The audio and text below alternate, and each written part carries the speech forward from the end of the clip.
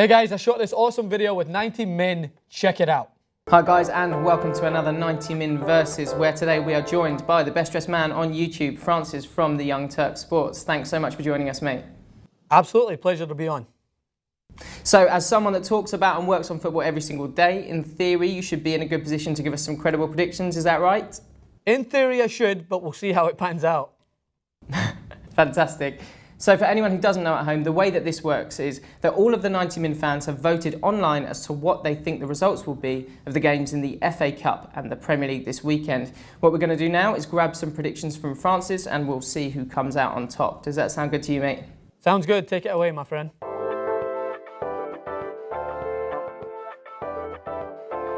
Okay, so we're going to take a couple of games in particular to focus on this week. I want to look at Everton versus Chelsea. Huge game for both sides here in the FA Cup. Yeah, I think this is a tie that when you see Manchester City kind of put out a weakened team to play Liverpool in this, you're not going to see this with either of these two teams. They're fighting to try and get anything they can to salvage their season. Chelsea, of course, bouncing back with Gus Hiddink at the helm, seem like a rejuvenated team.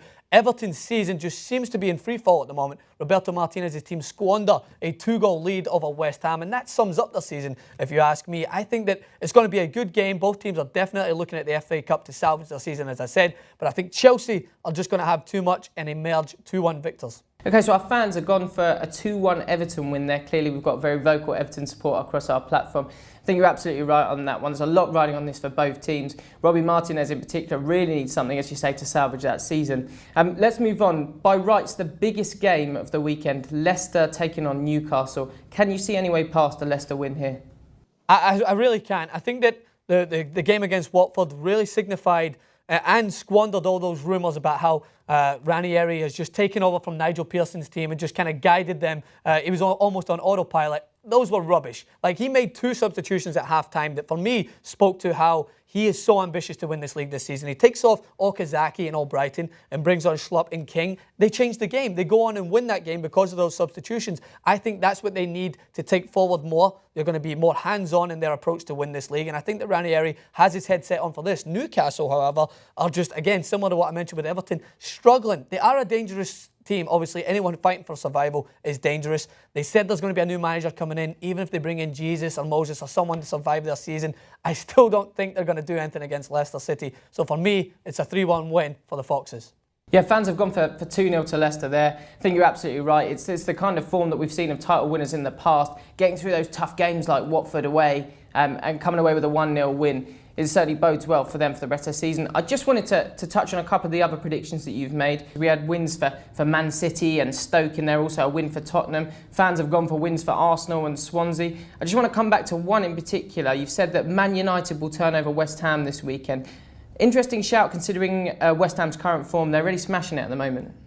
Yeah, I'm just going to thank you already, Ben, for putting this one up, because it's just going to play into all the fans of mine who are already saying, oh, you're a Manchester United sympathiser, Francis. And there is some truth to that. Nonetheless, I think that Manchester United, similar to what I mentioned with Chelsea, they won't get silverware this season. United have been through turmoil. They've had more ups and downs than a Nicki Minaj silhouette this season. I think they're going to focus on trying to win the FA Cup. They're looking at a team like West Ham, who are flying in form, coming to Old Trafford. They know it's not going to be an easy game. And I think this is the type of game where those players, those young lads, as they did against Arsenal, are going to step up to the plate and try and salvage their season. So I'm going for a controversial 1-0 win.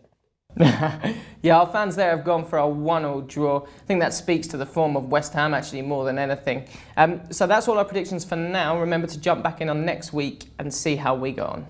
Okay, so now time for our long shot of the week, where we pick 5 results that we think are just not going to happen, pop an accumulator on, and thanks to the unpredictability of English football, hopefully win some money for charity. So, Francis, from you, I just need 2 results that you think are just not going to happen this weekend. The first one is bottom of the table, Aston Villa travelling to take on Tottenham Hotspur. Now, Tottenham at the moment, yes, it was considered a minor blip from some that they couldn't beat a 10-man Arsenal. I still thought they showed great character to come through in the end, despite conceding that late goal. They've got great squad depth. That's the thing that stands out to me in Tottenham. They can just alternate players in there, bring in phenomenal players off the bench that can contribute. So I think it is a huge long shot for Aston Villa to get anything from Tottenham. And the second one, Crystal Palace at the moment, Alan Pardew's team are just similar to what we mentioned with Everton and Chelsea. They're going to look to the FA Cup to salvage their season. I think Alan Pardew had such a dream start at Crystal Palace that this free fall must have hurt him badly, and he's looking at anything to cling on to his season. So I think Reading beating Palace with that determination they have is a long shot as well. Okay, so in terms of our fan long shots, the fans have opted to say that Norwich getting any points against Man City is a bit of a long shot, which I think is fair considering the state of affairs in the title race. Man City really needing the points there. And then the fans have also agreed with us that Newcastle getting anything at Leicester would be a complete long shot. I think that's completely on point.